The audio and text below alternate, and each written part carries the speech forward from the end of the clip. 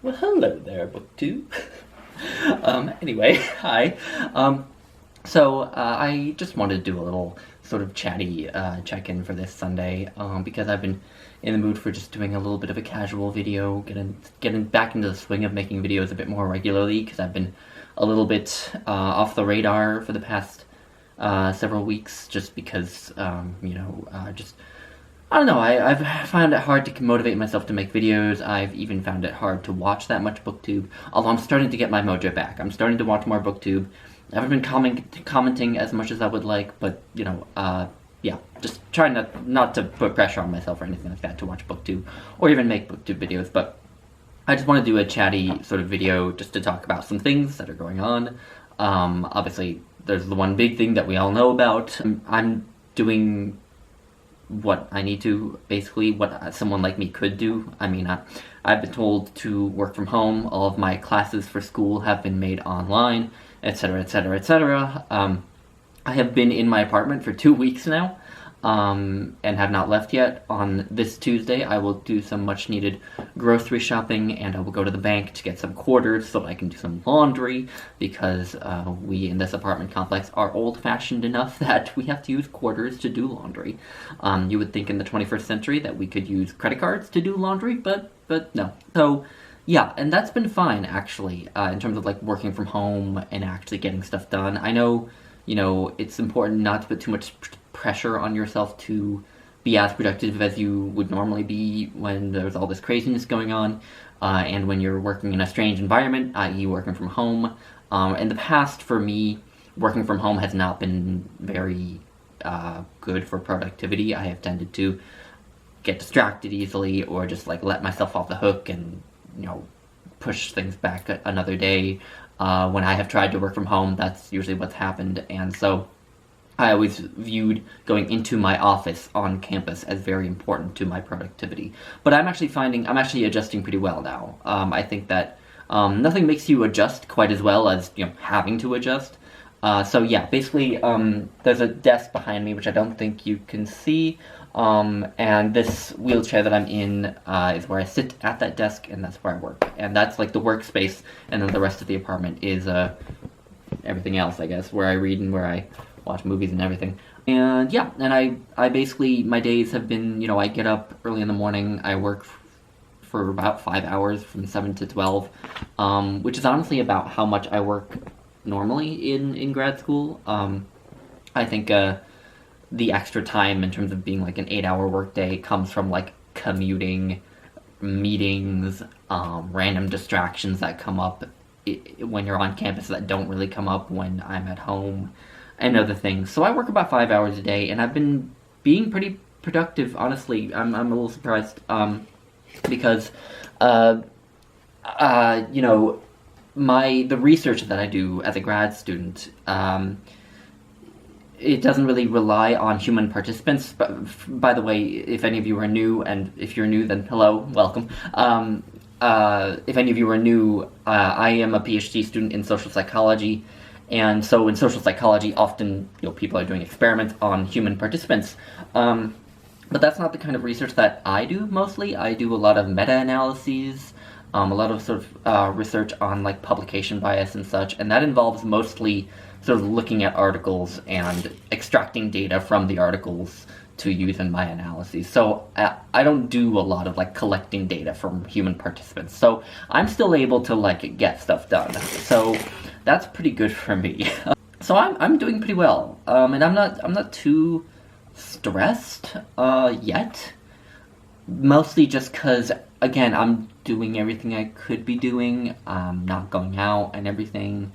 I'm going to go out once, but that's all I'll go out. And so because I'm sort of doing what's under my control to do, I feel pretty good.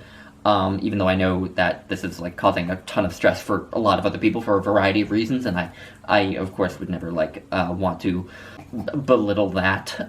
It's just that I'm talking about my life, and currently I'm doing okay. Yeah, so and because I'm working from home, I do have a fair amount more free time than normal. Again, because there's not the commuting, the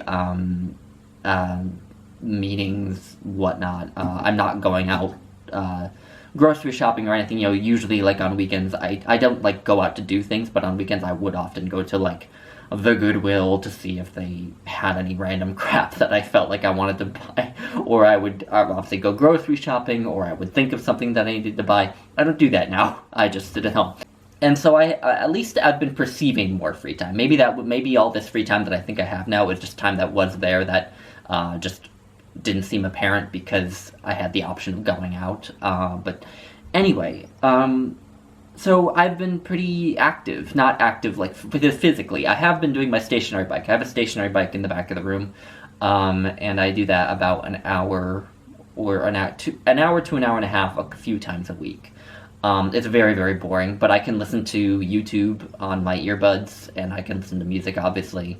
I also can get Hulu on my phone. I haven't actually utilized that yet, but I could theoretically, like, watch TV while I'm on my stationary bike. So yeah, I've been doing okay, and I've been active also in terms of, like, reading, obviously, and also I've been watching a ton of films. They're a great way to pass the time, just in these days of quarantine, and also the Metropolitan Opera has been streaming past performances of operas on their website, and I've been watching those.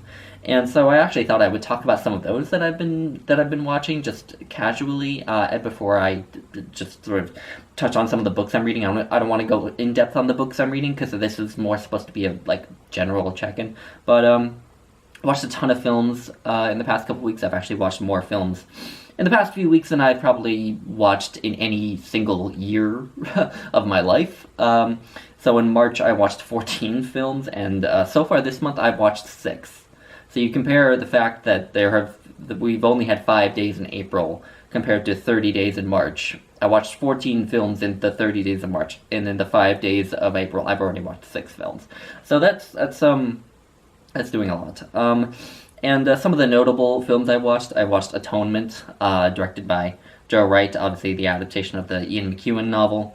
And I watched that years ago, and I must have loved it when I watched it years ago more than I realized, because I remembered so much of what goes on in it. And I love the film. I haven't read the book, but I love the film. I think a film like that just reminds me that I'm, like, a hopeless romantic. Because, yeah, I just adore it. And there's that one really beautiful long take in the middle that's at Dunkirk Beach. It's kind of like, it's like a 6-minute shot. It's kind of semi-famous. And it's almost like a little film within the film. So it's an interesting shot. I also watched Joe Wright's adaptation of Anna Karenina. I watched it the day after I finished Anna Karenina. And most of what I've heard about that adaptation is that it's terrible. And I can't say that I really agree. I actually rather liked it. I think Keira Knightley was certainly a natural choice to play Anna Karenina. I don't think that the actor who plays Vronsky is that great. He's okay. He certainly has the looks. But I don't know. I found his performance a little bit flat. And he and Keira Knightley did not have much of a connection or chemistry, and but then the actor who plays Karenin, and the actor who plays Oblonsky, and Alicia Vikander as Kitty, and Domhnall Gleeson as Levin, I think they were all really, really, really good. And another thing I liked about the adaptation was, like, how self-consciously theatrical it is. It has this, like, weird sort of set piece to it, so that it has, like, this gimmick where it all takes place in one sort of building. It's not really a palace, but it's sort of a big building where everything takes place. And so, like, you don't see Anna Karenina walking the streets of Moscow or the streets of St. Petersburg. She just sort of will, walk from a room to another room, and she'll be on the opposite side of the city. She'll walk from the dance scene to her home, like that. And there's a lot of, like, just, like, a wall will move up, and the scenery will just change right before your eyes and such. And there's a lot of sort of very choreographed sequences in it that are very, apparently choreographed and very self-consciously choreographed. And I liked all of that. That all I actually found really, really interesting. I do think that the second half of the film really kind of lets down the story. I think the second half of the film just didn't do enough to make the collapse of Anna and Vronsky's relationship like believable. In the book, the collapse of their relationship takes like 300 pages, and I feel like in the film it took like 15 minutes. And so that I feel like was a big flaw in the film, but I on the whole liked it. But anyway, moving on, I also watched Come and See, directed by Elem Klimov. It's a Russian film that takes place in Belarus during World War II, and it's from 1985, and it is one of the most powerful things I've ever seen. It's about the Nazi occupation of Belarus, and while the Nazis were there, they burned down, like systematically burned down villages and systematically slaughtered the inhabitants of these villages. And I'm sure that Belarus isn't the only place where they did that, but this is just the setting of the film, and this is about one instance of that, and it follows one young boy whose town are all killed, and he tries to get involved with the Belarusian army, or the Russian army, or the Soviet army, I suppose, and trying to fight the Nazis, but it doesn't go particularly well. But anyway, it's just about this boy's experience in this war over the course of a couple of days. And he sees basically an entire village of people just like herded into a church, and the church burned down. The most incredible things about the film is that very little like bodily violence, so like gunshot wounds or cutting of limbs or anything like that, very little bodily violence is actually shown on screen. The power of it is in the reactions of spectators, seeing things happening peripherally. We see there is a girl who is gang raped at one point, but it doesn't happen on screen, but you know it's happening. And again, there's the burning of the church, but you don't see the people inside ever while they're being, burned alive. You don't see that much bodily harm, but it still manages to, force you to look that horror right in the face. And it does it too through a lot of really, really unsettling, surreal sort of imagery that's peppered throughout the film. And I feel like I could do a whole video about this film. I watched it and I was just absolutely blown away. And I watched it as a part of a film club not a film club that I've joined, but a film club that I've joined.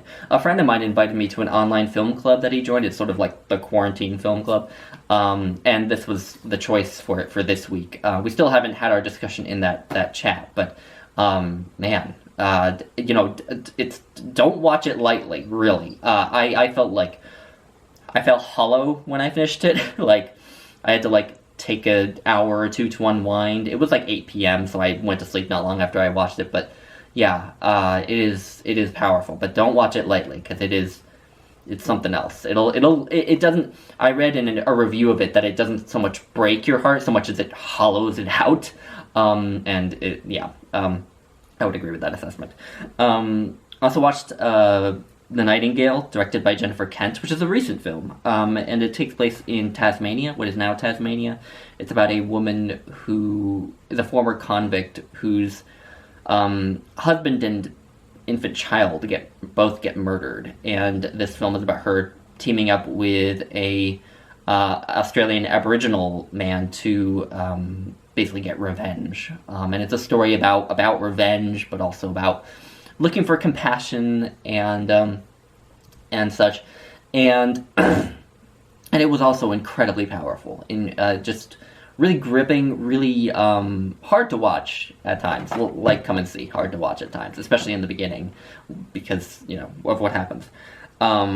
But yeah, gripping and powerful, and the rapport that develops between this woman, who's Irish, by the way, this woman and the Aboriginal man, the friendship that they form is really well done, I think. And it's one of the best films I've seen in a long time.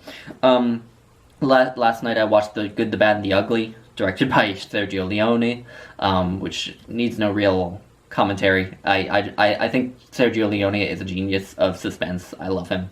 I've seen The Good, Bad, and the Ugly, and I've seen Once Upon a Time in the West, and I love them both. Two of my favorite westerns, definitely. They're just fun, you know. They're just enjoyable. He knows how to keep you in that seat watching, really, even when barely anything is going on. And it helps that he has such a brilliant soundtrack by Ennio Morricone, right? But yeah, then also yesterday I watched Three Colors Blue, directed by Krzysztof Kieslowski, and that's another film where, like Come and See, I feel like I could do a whole video about it, because there's just so much, and I feel like I need to rewatch it too, because I feel like there's just a lot of layers that would be revealed on a second viewing. But it's about a woman whose husband and very young daughter are killed in a car accident, and so in response to that, she tries to give up any sort of human connection completely, because she believes that allowing love into her life and allowing human connection will only lead to suffering and loss. But she fails, obviously, over the course of the film and ends up being connected with people. And it's so good. The main lead performance by the actress whose name I can't remember is astounding.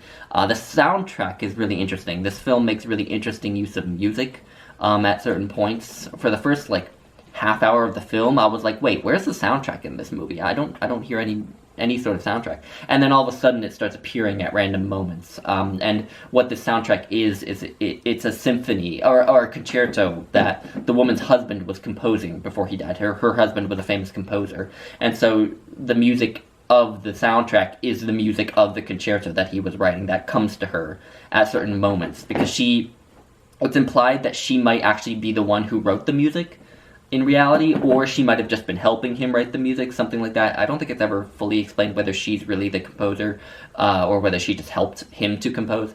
But this music will just come to her at random moments. And yeah, it's a great soundtrack by Zbigniew Preisner, who is definitely fast becoming one of my favorite composers. Yeah, I think it's an incredibly powerful film. I love the cinematography. I'm kind of obsessed with cinematography at the moment, and just the way cameras move and the way cameras tell a story. I noticed in this film there were a lot of shots where inanimate objects would be pictured very up close, and some shots where inanimate objects would sort of frame what you were seeing. So you would there would be the camera frame, and then within that frame there would be a pillar here and a roof here, and then you would be seeing, something happen beyond it, and it would be, the main character or something. Anyway, yeah, a great film. Okay, this is gonna be a long video, but the operas that I've watched as a part of the streams, there was a Ring Cycle one week. There was also Tristan and Isolde that same week. They did a Wagner week, so they had Tristan and Isolde on Monday. And then Tuesday through Friday, they had a Ring Cycle. Each night they would play another one of the operas from the Ring Cycle. And that was marvelous. The production is directed by Robert Lepage. And it's a production that got some mixed reviews, and I see why. It uses these, planks that sort of this wall of planks that move up and down in various ways. At one point when the ride of the Valkyries happens in Die Walkure, these planks will sort of go like this, and the Valkyries will be sitting on the top of one, and it'll be like a horse. At another point, at the beginning of the of the Ring Cycle, they sort of go in a wave, like the waves of the Rhine, of the river. And so on and so forth. And they also will move in weird ways to create different sets. And I'm not sure how much they add to the story, really, which is, I think, primarily why they got mixed reviews. They seem more playing with toys than really creating an interesting production. But that's okay. The singing throughout I thought was really, really good. Bryn Terfel was Wotan, and I really like Bryn Terfel. He just has this arrogance to him. I don't know, it's he plays really, I tend to think of him as a guy who plays really dark characters. I saw him as Scarpia in Tosca once, not live, but in a recording. And and he just did it so brilliantly. He just plays that menacing, evil character so well. And Wotan is not an evil character. He's a complex character, and I feel like Prince Terfel played him very sort of as this very sort of brooding man, I guess, and I like that. And his singing is really good. Deborah Voigt was Brunhilde. I don't really like Deborah Voigt as Brunhilde. It was her first time doing Brunhilde in that particular recording, but when she gets to the high notes in particular, she starts to sound very screechy, and that is not that's not a good sound. But I thought that she did a decent job by the end. You know, her immolation singing was very good. And the immolation scene at the very end of the ring cycle is kind of what matters. Ava Maria Westbrook as Sieglinde in the second opera, Die Walkure, she's stupendous, I think. Jonas Kaufmann was Siegmund in the second opera. Jonas Kaufmann is great. So there's a lot to love about that production. Just the thing. Well, there's a lot to love about the cast. Maybe not so much the production, but the production is okay. I don't think the production is as bad as some critics have said it is. I think it's fine, but seeing a ring cycle was just perfect. It's such a cathartic experience. It's such a powerful, transcendent experience watching a ring cycle. I hope I get to see it live at some point, whatever production it is, because it must be one of the greatest artworks ever in any medium, I think. And the Tristan that they posted was also superb. It really was a superb Tristan. Tristan and Isolde, especially the second act. I just love that second act. I love the prelude too. I love the finale with Liebestod, but the second act is just one of my favorite things ever. I will just play the second act of Tristan and Isolde sometimes. It's gorgeous. And then finally, just the other day, they played an opera by Georges Bizet, the French composer. The opera was called Les Pêcheurs de Perles. Don't please excuse my French, which translates to The Pearl Fishers, which is a lesser-known opera of his. It's not staged nearly as much as Carmen, and I think the primary reason that it's not staged that often is because it's not Carmen. And I thought it was so good. It's about a love triangle, two men who both are in love with a woman, and the woman just happens to be a priestess. It takes place in Sri Lanka, and this woman is a priestess, and like a Hindu priestess, I think, and she's supposed to stay a virgin forever, and these two men are in love with her, and she's in love with one of the men, and so it's a classic melodramatic opera story, but just some brilliant duets, brilliant duets, and some great string music as well, great music from the string section. I have a weakness for strings. I love string quartets and such. And I think it actually has a pretty interesting story as well. So, anyway. And then this week, the opera stream are doing La Fanciulla del West by Giacomo Puccini. They are also doing Parsifal, which is one of the only of Wagner's operas that I haven't watched yet. They're doing Gounod's Roméo et Juliette. And they're doing Così fan tutte by Mozart, which is probably my favorite Mozart. One of my Così fan tutte would come in at least in my top 10 operas. I adore the music. I love the story. I think the story of Così fan tutte is fascinating. So that's all the non-bookish stuff. I will run down what I'm reading as well.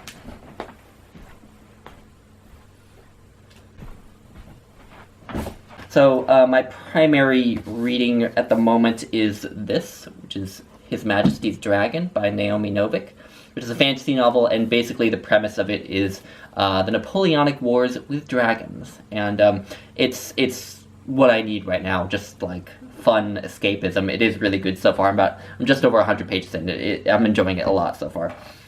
Another book that I chipped into yesterday, I'm not sure whether I'm going to continue with it right now or not, but I might. This is Three Plastic Rooms by Petra Huleva.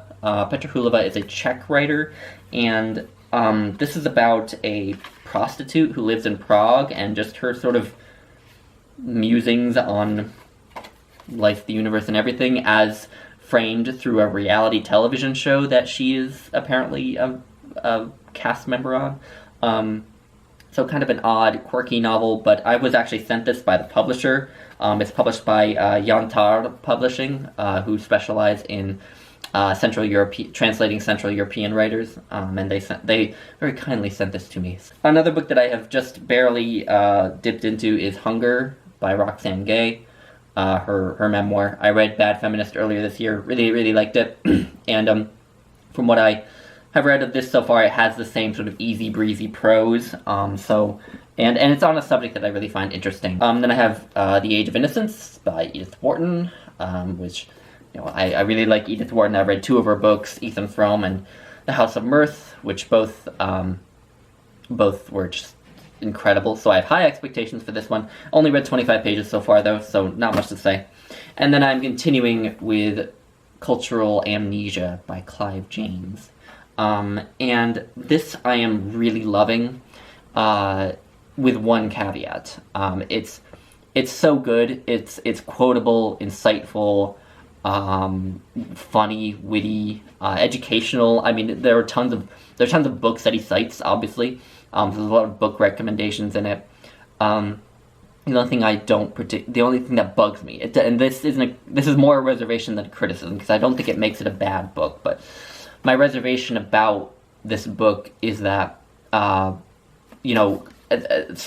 I forget if I haven't mentioned this before. What this book does is it has somewhere over 100 chapters, and each one centers on a certain historical figure, mostly people from the 20th century, but also some people from the early modern era, and the chapters will be centered around that person, but not like all about that person. The historical figure will just be a sort of jumping off point for Clive James to discuss something else. So, like, for example, the chapter on Louis Armstrong is just about jazz, really.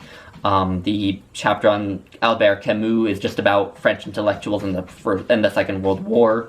You can hear my cat in the litter box. She always does it while I'm recording. Never while I'm not recording. She's always, without fail, she has to use the litter box while I'm recording. Anyway, and so yeah, there's just basically a series of essays surrounding people.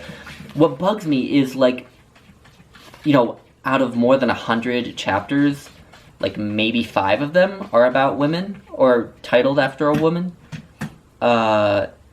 And on top of that, you know, of all the books that he cites and quotes from and discusses in here, 99% of them by men. And, you know, that wouldn't bug me so much if it weren't for the fact that Clive James has said in an interview that this is a feminist book. And it just seems strange to me that he regards this as a feminist book, and yet he doesn't seem all that interested in discussing women's writing, or you know, women who have had a big impact on history in the 20th century, you know. So yeah, that's my one reservation about Cultural Amnesia. But other than that, I'm loving it. So, and also, I have started my reading for the BookTube Prize. I am judging this current round of the octophiles of the BookTube Prize. I am in Group A, so I'll be reading the 6 books in Group A. And I was originally going to just get them all as ebooks, because there's no guarantee that I'll necessarily love the books that I'll be reading for the BookTube Prize and want to keep them.